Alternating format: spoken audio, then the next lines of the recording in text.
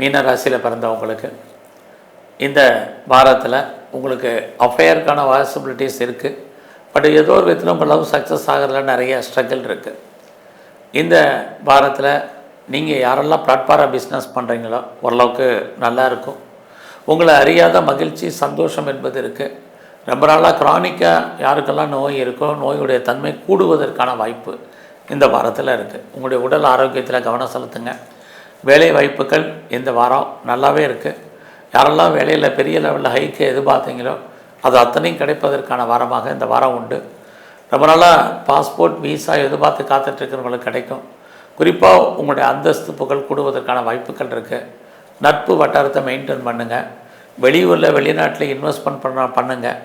நல்ல ஆண் வேலையாட்களை எதிர்பார்த்து காத்திருந்தீங்கன்னா இந்த வாரம் கிடைக்கிறதுக்கான வாய்ப்பு இது அத்தனையும் உங்களுக்கு இருக்குது.